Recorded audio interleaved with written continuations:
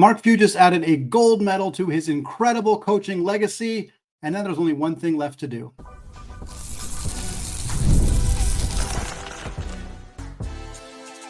You are Locked On Zags, your daily podcast on the Gonzaga Bulldogs. Part of the Locked On Podcast Network, your team every day. What is going on, y'all? Happy Monday, and welcome into the Locked On Zags podcast, part of the Locked On Podcast Network, your team every day. I'm your host and longtime Gonzaga podcaster, Andy Patton, here to bring you news and updates on all things Zag athletics. Today's episode of Locked On Zags is brought to you by FanDuel. Make every moment more. It's the dog days of summer. The sports aren't sporting like we want them to, but this summer, FanDuel is hooking up all customers with a boost or a bonus daily. That's right. There's something for everyone every day, all summer long. So visit FanDuel.com to get started. All right, folks, it is Olympics today for the final time here. We're going to discuss Mark Few and Team USA winning a gold medal. We're going to talk what it means for Mark Few's tremendous legacy and, of course, what he still has yet to accomplish. Filip Petrusev takes home a bronze medal for Serbia. We'll talk about that and what Zags might be competing for medals in 2028, which current Zags or future Zags might be in that conversation, which Zags who were in the Olympics this year might not be in that picture anymore in 2028. We'll talk about that. We'll close out the show with a very detailed mailbag question, talking a little bit Olympics-esque. It's talking 3-on-3 basketball. Fun question that I had a lot of fun digging into. We'll get to that to close out the show.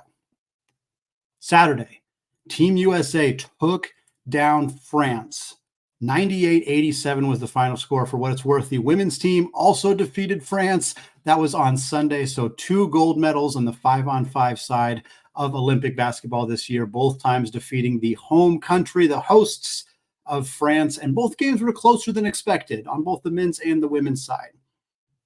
Ended up being an 11-point victory for the men on Saturday. The game was closer than that 11-point deficit ended up looking, in part because of some significant heroics from Steph Curry at the end of that game. It was a really fun basketball game to watch. I know not everybody is a Steph Curry fan or a Kevin Durant fan or a LeBron James fan. There are reasons to be not fans of any of those players. But I kind of feel bad for people who couldn't find a way to enjoy this basketball game. For starters, and I think maybe this is a larger conversation down the line, the FIBA rules are pretty darn entertaining. There are some elements of it that maybe aren't great, and there were some questions about the officiating throughout this Olympic series, but ultimately, this was a fun brand of basketball. The games were quicker, there was less commercial breaks. That's not necessarily FIBA rules related, but it was a benefit to this whole process, and I thought there was a lot of fun basketball to be watched over the last couple of days, a couple of weeks, really. And the fact that Team USA was in closer games than expected, while I think a lot of the prevailing consensus is that that's a negative thing for Team USA and they should have won games by bigger and blah, blah, blah, blah, blah. They didn't cover the spreads. That's not a part of the conversation that I particularly care about. I thought it was more entertaining basketball. And at the end of the day, Team USA is still coming home with 2 gold medals. So I don't think that the complaints, unless you're a Jason Tatum fan, which there seems to be a whole lot of people who have a lot of things to say about his playing time or lack thereof for Team USA. But regardless, this was a very, very fun couple of weeks watching basketball on the world stage. The idea of Steph Curry being the player to put this game on ice, to literally, as many of you watched, put the French crowd to sleep with his 3 3-pointers that he hit in the last 2 minutes of that game. The last one was just a vintage Steph Curry in a way that is just jaw-dropping to see him do the things that he's capable of doing. And he hit the crowd with his little goodnight motion.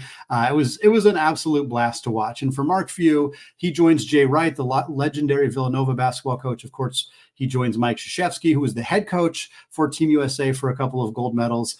He's now won a gold medal with Team USA as a college basketball coach. It's not something that happens all that often. He is in an incredible company.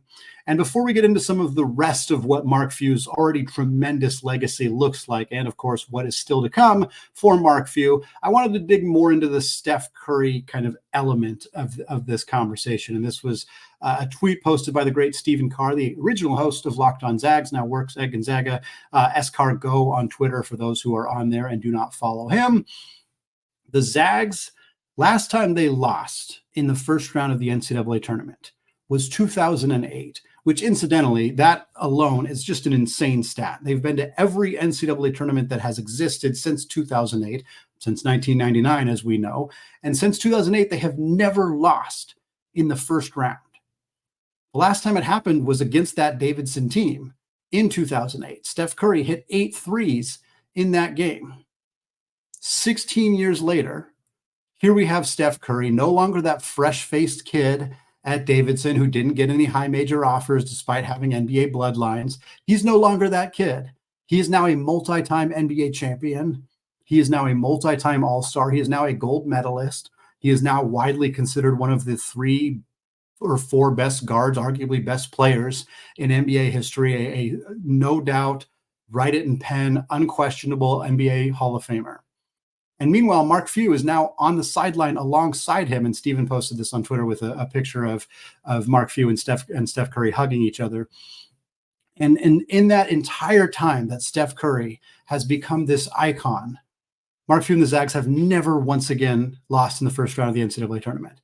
And to now reunite and to see Steph, who hit 8 threes in that game against Gonzaga when he was at Davidson, hit 8 threes again in an elimination game again 16 years later is just remarkable. Those two things aren't directly related, of course, but the fact that those two things exist in the same universe and they're now reconnected in this way is just fun and just unique and fascinating, and a testament to Steph's longevity and, of course, a testament to Mark Few's longevity and success as the coach of the Gonzaga men's basketball team. Mark Few's resume is basically complete. We know what's missing. We know what's missing because the keyboard warriors on Twitter love to tell us what's missing.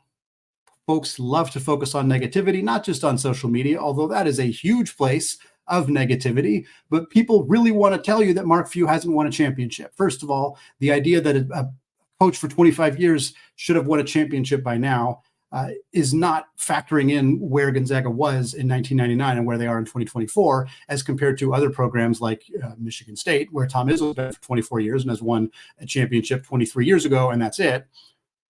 That's a program that has more resources, that was in the Big Ten, a conference that has won 0 championships in that entire time period since Izzo last won, by the way.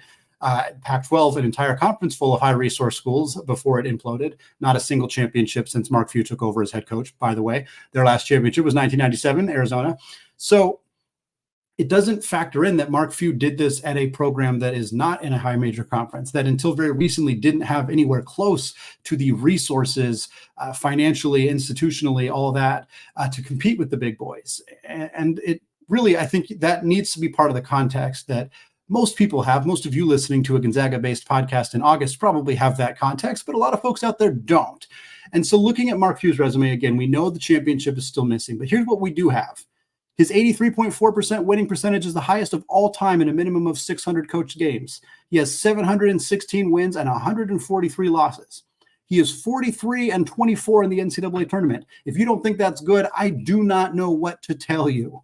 Look at other very, very good coaches' record and winning percentage in the NCAA tournament. 43-24 is not only good, it is obscenely good. 24 consecutive NCAA tournaments, that is a record for a coach starting as a head coach. 24 consecutive. Insane. Third fastest coach to 500 wins, third fastest coach to 600 wins. He's the only coach to win 8 consecutive conference championships twice. Mark Few has won the WCC tournament 8 years in a row, 2 separate times. He won the WCC Coach of the Year award 6 straight years, 13 total times. He once had a record of 40 consecutive wins in conference play in the WCC. In the WCC tournament, he is 45-5.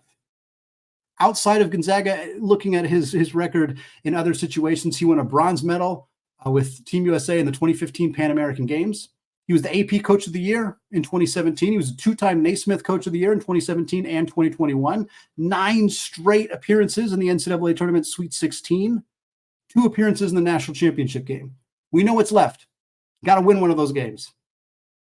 And if it weren't for a poke in the eye to Shema Karnowski and an unfortunate non-out-of-bounds call on Kennedy Meeks, maybe we're having a different conversation. Not as many quick and easy excuses can be made for 2021 because that team got absolutely boat raced by Scott Drew and the Baylor Bears in that one. But this is it for Mark Few. This is the last thing. We've talked about it a little bit on the show. We got a couple more months before the season starts. I'm sure we'll talk about it again. This is a really big year to potentially push towards that. The roster is in good shape beyond this year, in part because of the offseason navigation that Mark Few had this offseason in adding players like Ismaila Diagne and Emmanuel Inocente, and of course, redshirt guard Braden Smith. But the roster right now, this is the year. This year is set up to win it all. 2 starting guards who are both out of eligibility after this year. You got a key starter in Ben Gregg. You got a key addition in Michael Ajayi and Caleb Battle, both guys who are out of eligibility after this year. This is the year to go do it. Go take home another trophy, wear your gold medal, go win a championship, bring it back to Spokane. I'm not saying retire right after that. I doubt that he will, but there's nothing left to accomplish once he has that actual national championship. This gold medal, another feather in an incredible cap for Mark Few and his college basketball and just overall professional coaching career that he has had over the last 25 years. Well, Mark Few won gold. Filip Petrusev won bronze, 2 of the 3 Zags to take home medals in the 2024 Olympic Games. Now our attention is going to turn to 2028. We're going to talk about what other Gonzaga alumni might be Olympians in Los Angeles in 2028, coming up in just a second. But first, folks, let's talk about eBay Motors. Passion, drive, patience. That's the formula for winning championships and gold medals, and it's also what helps keep your ride or die alive. And eBay Motors has everything you need to maintain your vehicle and level it up to peak performance. From superchargers to roof racks, exhaust kits to LED headlights, and more. Whether you're into speed, power, or style, eBay Motors has you covered. With over 122 million parts for your number one ride or die, you'll always find exactly what you're looking for. Plus, with eBay's Guaranteed Fit, your part is guaranteed to fit your ride every time, or you get your money back. Because, folks, with eBay Motors, you're burning rubber, not cash. With all the parts you need at the prices you want, it's easy to turn your car into the MVP and bring home that W. So keep your ride or die alive at ebaymotors.com. Eligible items only, exclusions apply, and eBay's Guaranteed Fit is only available to U.S. customers. All right, folks, still Andy Patton, still Locked On Zags podcast. Moving on to continue our conversation about the 2024 Olympic Games, instead of talking about what this win means for, what this Team USA win means for Mark Few and his legacy and what's left for him to accomplish as a coach, I want to talk about the other aspects of the Olympic Games as they wrap up here. I'm recording this on Sunday evening as they are wrapped up by the time you're listening to this on Monday. So first of all, Mark Few is not the only Zag to win a medal. We talked about Sunny Greinacher winning a medal for the women's basketball 3-on-3 tournament representing Germany. Incredibly excited for Sunny to take home the gold. That's 2 golds and 1 bronze for former Zags, or in Mark Few's case, current Zags, as Filip Petrusev secured a bronze medal with Serbia. They took down Germany in that bronze medal game after losing to the United States. Prior to that, Petrusev played 30 minutes against Germany, had 11 points on 4 of 5 shooting, including 3 of 4 from the free throw line, had a pair of boards and a block as well. His 30 minutes per game was second on the team behind Nikola Jokic, who, by the way, had a triple-double, 19 points, 12 assists, and 11 rebounds for him. But Petrusev was second on the team in minutes. And really, I feel like a lot of people out there, and myself included, watched full Serbia basketball games when they played Team USA and didn't necessarily watch full games for Serbia when they played other teams. If that's the case, if you're in that conversation, in that mix, let me assure you that Filip Petrusev played really good against every team he faced in the Olympics, except for Team USA. He did not do well in either game against the United States, partly because he drew the unenviable task of guarding either Kevin Durant or LeBron James and having those players guarding him.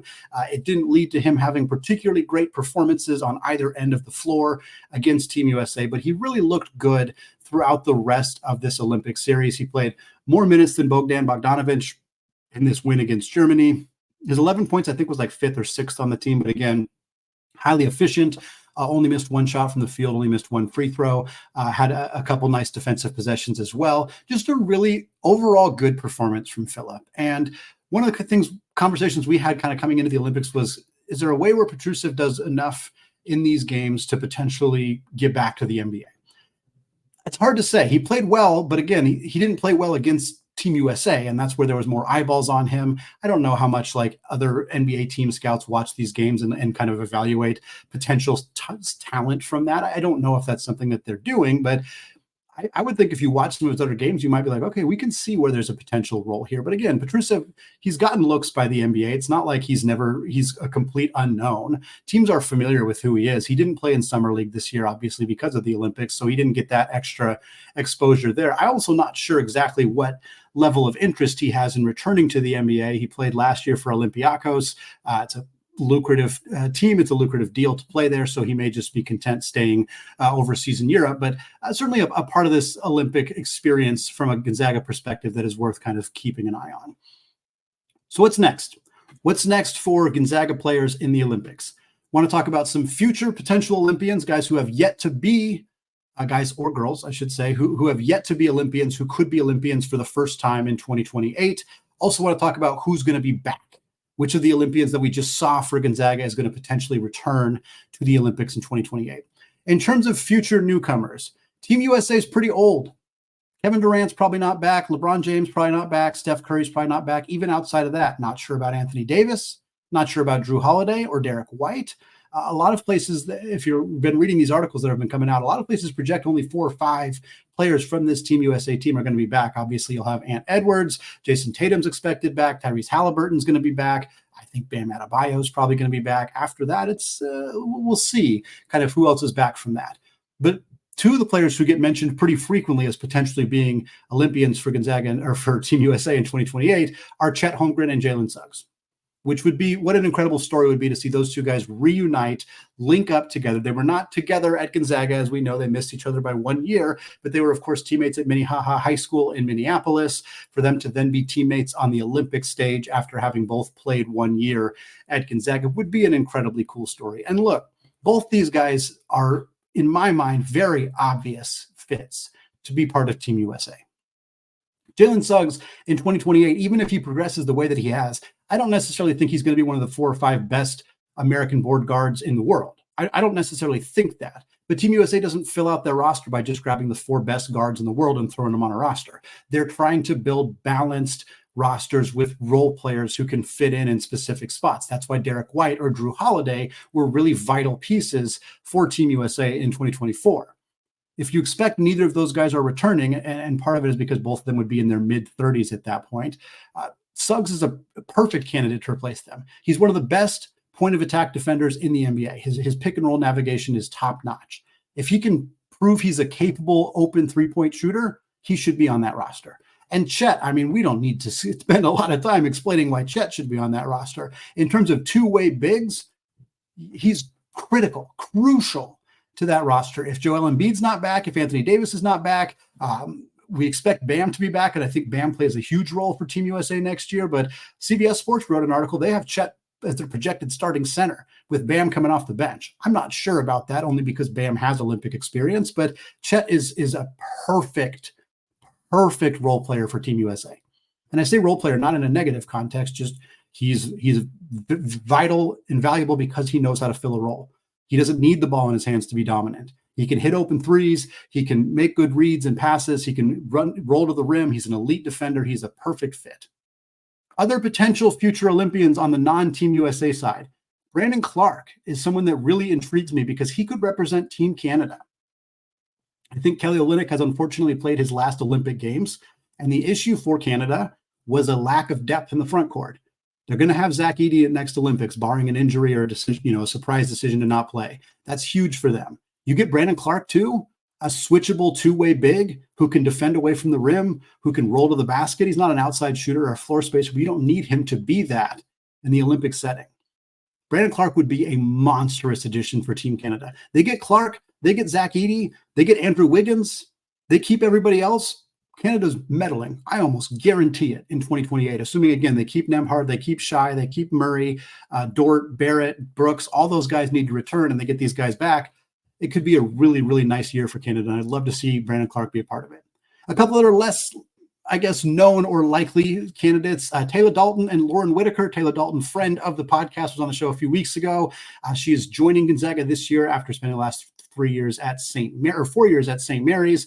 Her and Lauren Whittaker, who is also a fellow newcomer to Gonzaga's team this year. Whittaker transferred to Gonzaga last year at the middle of the year at the semester break, but didn't play. They're both representing New Zealand. New Zealand came this close to qualifying to make the Olympics, so both of them could have been Olympians here in 2024 if New Zealand qualifies.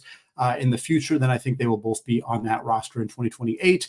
I'll mention Ismaila Diagne, Jun Sukyo. There's a handful of other potential guys who, if their country qualifies, which for Diagne would be Senegal, assuming he wants to play for Senegal, I believe he would be able to play for Spain as well, I think. I'm not sure he's as likely to make the Spain roster, but Jun Sukyo, of course, South Korea would have to qualify. That's a bit of a long shot, but those guys could be Olympians in the future if things break that country's way in 2028. And then from a return perspective, obviously, one of the questions is whether Mark Few is going to be back. I think Steve Kerr's probably done, but if that's the case, I think Eric Spoelstra ends up being your head coach in 2028. I don't see why Spo wouldn't want Mark Few back. I don't see why Mark Few wouldn't want to come back. But again, we're talking about 4 years from now. So who knows? Who knows? But I think it's safe to reasonably project Mark Few as being an assistant coach for Team USA again in 2028, especially with the games only being in LA. It's a little bit easier to take that time away from the team when you're only 2 states away down in LA. I would expect similarly both Filip Petrusev and Sunny Greinacher to be back to defend their medals for Serbia, and then of course for Germany on the 3-on-3 side.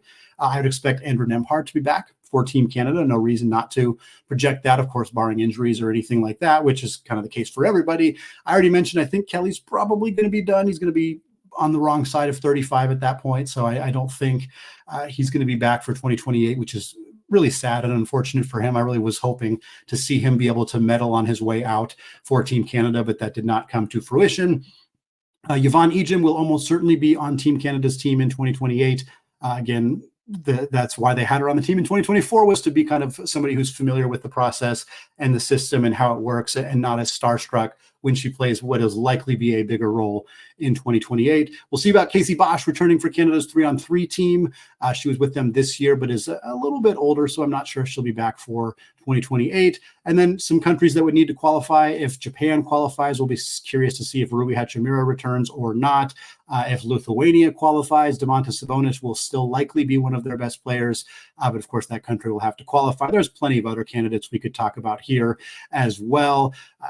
Whether, again, we already kind of mentioned Yo in South Korea as a potential option there, but perhaps there's some other countries that could qualify. Julian Strother for Puerto Rico is kind of a wild card one. Angel Nunez represented the Dominican Republic in their bid to make it to the Olympics this year. So you never know. There might be some kind of wild cards that we're not thinking of that could end up being Olympians in 2028 representing Gonzaga. All right, folks, we're closing out the show discussing how an 8-team 3-on-3 tournament of various Gonzaga alumni might play out. This is coming from a Mailbag Monday question, and we're going to get to all of that in just a second.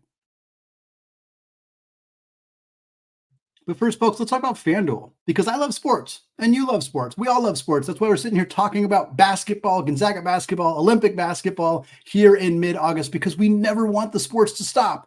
But in the dog days of summer, especially now with the Olympics in the rearview mirror, we're getting fewer games. Sports, they're not sportsing like we want them to. But FanDuel lets me keep the sports going whenever I want. All I have to do is open up the app and dream up bets that anytime I'm in the mood. And this summer, FanDuel's hooking up all customers with a boost or a bonus daily. That's right, there's something for everyone every day all summer long. And Mark Few, he got himself a gold medal. Can he bring a championship to Spokane, the final frontier for the Zags there at plus 2,000 to win the 2025 National Championship? If you think this is the year of Mark Few, then head over to FanDuel.com and start making the most out of your summer. FanDuel, an official sports betting partner of Major League Baseball. All right, folks, closing out the show today. It is Monday, so it is Mailbag Monday. Didn't get a lot of questions coming in today, but that's all right, because we wanted to focus on some of that Olympic conversation. And this question is Olympic adjacent. It comes from Jeff via Gmail. He says, with the Olympics and Hoop Fest recently completed, if there was an 8-team 3-on-3 basketball tournament comprised of mostly current or former Zags, how do you think each team would fare? And let me specify, Jeff wrote out 8 different teams. He themed each of the teams, gave me 3 players and a bench player, and asked me to make any adjustments as needed. There was a handful of small adjustments that I made to make these rosters make sense positionally, or in some cases, make sure the themes actually fit. So I'm going to list all 8 teams, the 4 players on each team. I'm listing them in order of kind of guard, wing, big. And then the last player I list is the guy I would project to have coming off the bench. And then after I read these 8 teams, I'm going to talk about them in the order that I think they would finish in a tournament.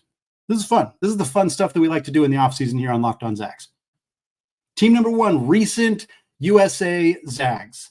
Jalen Suggs, Corey Kispert, Chet Holmgren, and Drew Timme. This is a lineup I discussed recently outside of Timme of being like the premier right now 3-on-3 team that the Gonzaga alumni from a Team USA perspective could put together.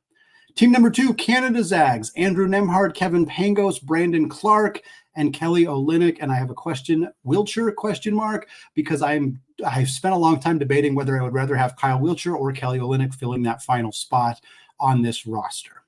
I end up going with Olynyk, by the way, but I think it does change the conversation if Wiltshire's on the roster. Number 3, French Zags, Joel Ayayi, Killian Tilly, Rony Turioff, and Matisse Keita. Initially, this had a different player on here who's not of French descent, so I decided to remove him and add the only other French player I could think of from Gonzaga, that being Matisse Keita.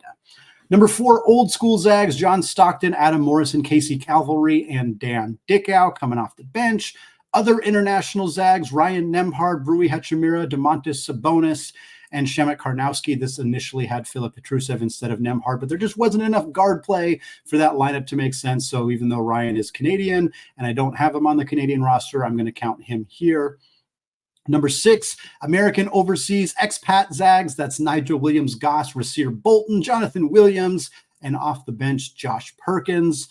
Number 7 is under the radar Zags, Nolan Hickman, Julian Strother, Anton Watson, and Ben Gregg. And then number 8, this is the non-Zags category. It is the Australian/St. Mary's category. Patty Mills, Matthew Dellavedova, Jock Landale, and Emmett Narr is your roster there.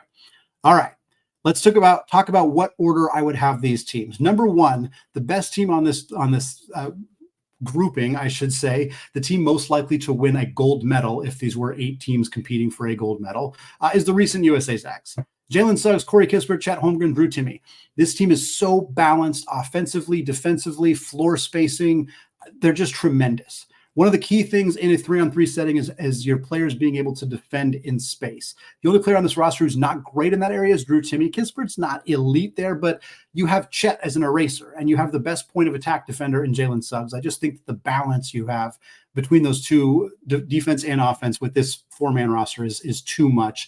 I think they'd win this tournament. And honestly, I think they might win it kind of easily, even though there's some great teams in here, including the second team I have ranked, which is the old school Zags, John Stockton, Adam Morrison, Casey Calvary, and Dan Dickau. The shooting on this team is incredible. It's incredible. Adam Morrison is an elite isolation scorer. Dan Dickau can shoot the absolute lights out. John Stockton, of course, the most gifted passer in basketball history. Casey Calvary is very good, but looking at the other rosters here, a lot of the other bigs are either bigger or more athletic or both. And I think that could limit them a little bit, but this is a really good team. Number 3 is the under the radar Zags. Maybe I'm a little bit too recency bias here, but Nolan Hickman, Julian Strother, Anton Watson, Ben Gregg. I love the offense defense. I love the floor spacing. Everybody can stretch the floor. Watson's the worst of the shooters here, but he's such a tremendous defender. Again, you're going to struggle against the Karnowskis and the Turioffs and the Brandon Clarks, but Watson's a good enough defender that I think you can make that work. Number 4 is the other international Zags roster, Ryan Nembhard, Rui Hachimura, Domantas Sabonis, with Shem coming off the bench. Again, the floor spacing on this team is probably the biggest issue. Not probably, it is pretty clearly the biggest issue on this roster, but Rui is such a great isolation scorer. The size that you have on this roster, I mean, you're going to get every single rebound. Sabonis is a good defensive player. Karnowski is good at using his size. Again, without Nembhard on this roster, I think you're a lot more limited, but with a true point guard who can facilitate, I think you have a pretty good shot of competing with this particular roster. Next up, you have the Canada Zags, Andrew Nembhard, Kevin Pangos, Brandon Clarke, and Kelly Olynyk. The size on this team's a little odd. You have 2 pure point guards and then 2 bigs. That was kind of why I was like, maybe Wiltshire instead of Olynyk, but you're still not adding defense. Neither of those guys are particularly great defensive players. They're both also like 6'10", 6'11". Like you're not really smaller with Wiltshire in the mix instead of Olynyk. He just kind of plays a slightly different position. Clark's a phenomenal two-way player. Nembhard is obviously fantastic. Pangos is a great shooter, but I'm not sure about the size of that team. Kind of concerns me a little bit. The expat Zags are next. That would be Williams-Goss, Bolton, Williams, and Josh Perkins. Again, size kind of being the primary issue here. Jonathan Williams is an undersized center, especially when compared to the other teams on this roster. Williams-Goss and Perkins are both point guards. Bolton's kind of an undersized 2 guard. I just think compared to some of the other teams here, they might struggle size-wise. Next up is the Australia Gales. They're only ahead of one of the Zag rosters. That's, of course, Mills, Delhi, Landale, and Emmett Nair. Patty Mills in international play is an absolute beast. Never, ever want to face him. Dellavedova in his prime is fantastic. Jock Landale, of course, looked really good for Australia this summer. Emmett Nair, again, the size, they kind of have 3 point guards and a center, so I think that's part of why they're a little bit lower. Also, they're a bunch of Gales, so I'm going to have them a little bit lower than maybe some other folks might. And then the one team they were ahead of is the French Zags, Joel Ayayi, Killian Tilly, Rony Turioff, and Matisse Kaida. Part of this is just roster construction here is kind of a mess. Ayayi is not a pure point guard. Tilly and Turioff are both bigs. Kaida is a wing, but he's just not very good. And again, the original player on this team, had he been actually of French descent, would have definitely helped make this team a lot better. But since he's not, and since I replaced him with Kaida, it weakens this team a little bit. But still, if that's the weakest team on this group and you have 3 guys who played in the NBA on it, that's a pretty darn good team. So a lot of fun here getting a chance to talk this out. I appreciate Jeff for the question here on this one. But that's going to wrap it up for us today here on the Locked On Zags podcast. Going to likely wrap up our Olympic coverage, at least for now. And we're still 5 episodes a week here on Locked On Zags for the rest of this week, the next 2 weeks. And then all of September is going to be 3 episodes a week. So hang tight as we get 5 more beautiful episodes of Locked On Zags cranked out this week. We got some fun guests lined up. We got some recruiting updates that are going to be coming down the line here pretty soon. So definitely stick with us here on Locked On Zags. Find it wherever you get your shows. Find it on YouTube as well. Join the Discord channel if you have not done so yet. Free to join. Link in the show notes on audio and video platforms.